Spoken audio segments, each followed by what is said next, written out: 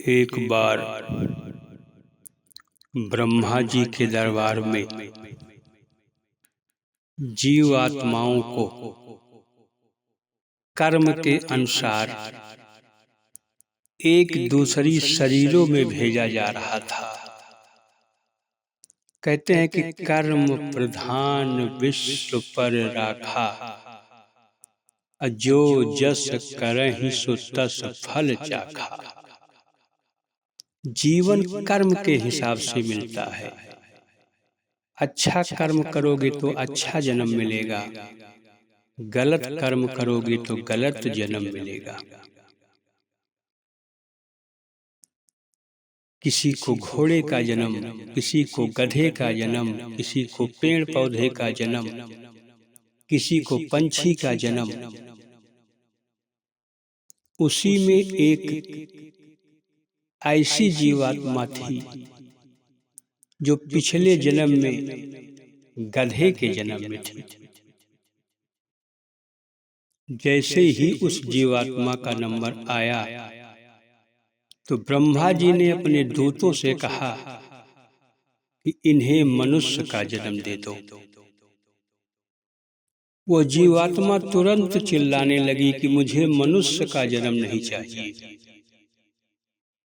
ब्रह्मा जी ने कहा कि सारी जीवात्माएं मुझसे विनती करती हैं कि हे प्रभु, मुझे मनुष्य का जन्म दे दो, और मैं आपको मनुष्य का जन्म दे रहा हूं, तो क्या दिक्कतें हैं मनुष्य के जन्म में।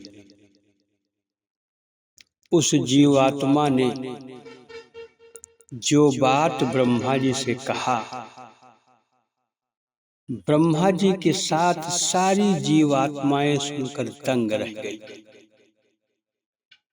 उस जीवात्मा ने कहा कि मनुष्य ही एक ऐसा प्राणी है इस धरती पर जो सबसे ज्यादा परेशान है। इस धरती पर अगर कोई भूखों मर रहा है तो वो है मनुष्य। इस धरती पर अगर कोई फांसी लगा रहा है तो वो है मनुष्य। इस धरती पर अगर कोई जीना नहीं चाहता है तो वो है मनुष्य। इस धरती पर अगर कोई बेरोजगार है तो वो है मनुष्य। इस धरती पर अगर कोई दुखी है तो वो है मनुष्य, अगर सुखी है तो वो है मनुष्य। आओ साथ संगत जी, गधे रूपी जीवात्मा ने ब्रह्मा जी से कहा कि मैं तो आदमी के समीप रह करके आया हूं। 84 लाख योनियों में एक मनुष्य योनि ही ऐसी योनि है कि जो काम करने के बाद भी भूखा सो जाता है, उसके भोजन नसीब में नहीं होता है। दिन भर मेहनत करता है, मेहनत करने के बाद भी उसके नसीब में भोजन नहीं होता है।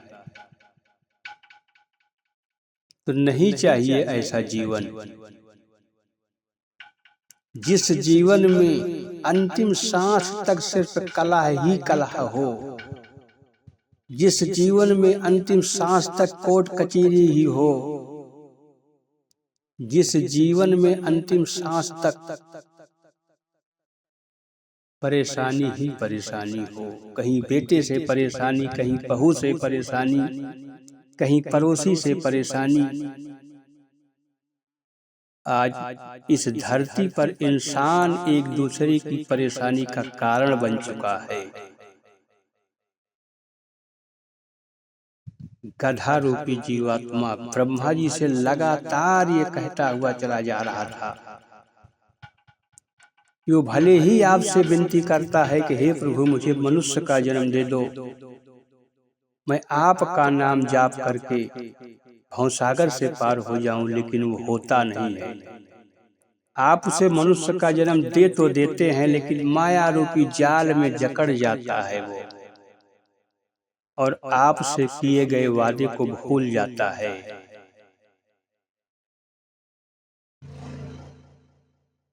और वादा भूल जाने के कारण उसे सिर्फ यही लगता है कि मुझे मनुष्य का जन्म मिला है तो सिर्फ माया बटोरने के लिए। ब्रह्मा जी एक एक बात उस गधे की सुन रहे थे, और सिर्फ ब्रह्मा जी ही नहीं, वहां पे मौजूद सारे जो यमदूत थे ब्रह्मा जी के, वो सब सुन रहे थे उस जीवात्मा की बात कि इंसान ही एक ऐसा प्राणी है जो सबसे ज्यादा दुखी है। इंसान ही एक ऐसा प्राणी है जो जोर जोर से रोता है, और किसी भी प्राणी को आप रोते हुए नहीं देखा होगा, सिर्फ इंसान।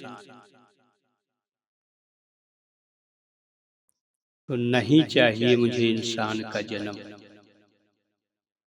मुझे और कोई जन्म में आप डाल दीजिए, वो मुझे मंजूर है,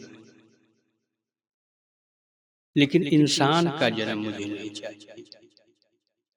आओ साथ संगत जी, हम कहते तो हैं कि बड़ी भाग मानुष तन पावा, बड़ी भाग से मुझे मनुष्य का तन मिला, लेकिन क्या वास्तव में हम भाग्यशाली हैं? जिस शरीर को पाने के लिए एक गधा भी इनकार कर रहा है कि मुझे वो शरीर नहीं चाहिए। सुर दुर्लभ सब ग्रंथ ही गावा, हम कहते तो हैं कि मनुष्य की शरीर को पाने के लिए देवता भी तरसते हैं, लेकिन एक गधा मनुष्य की शरीर नहीं लेना चाहता। ब्रह्मा जी दे रहे हैं तो भी वो इनकार कर रहा है कि मुझे नहीं चाहिए।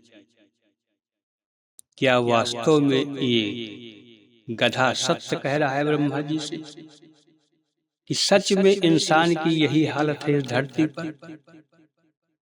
हर समय वो दुखी रहता है, कुछ पल के लिए सुख उसके जीवन में आया, लेकिन फिर कुछ पल के बाद वो स्वयं को दुखी महसूस करने लगता है, कभी सुखी कभी दुखी, इसी में उसका पूरा जीवन खत्म हो जाता है, लेकिन अपने लक्ष्य को नहीं पाता है। ऐसा नहीं है कि मनुष्य का शरीर पाने के बाद कोई अपने लक्ष्य को नहीं पाया। ऐसी ढेर सारी जीवात्माएं हैं जो मनुष्य का शरीर पाकर अपने लक्ष्य को पाया।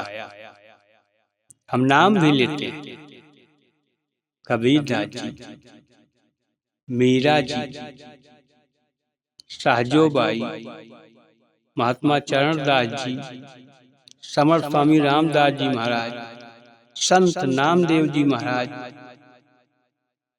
धन्ना सेठ, ऐसे ना जाने कितने महान जीवात्माओं का हम चिल्ला चिल्ला कर नाम लेते हैं कि धन्य है ये जीवात्माएं जो मनुष्य का शरीर पाया और अपने जीवन को धन्य कर लिया।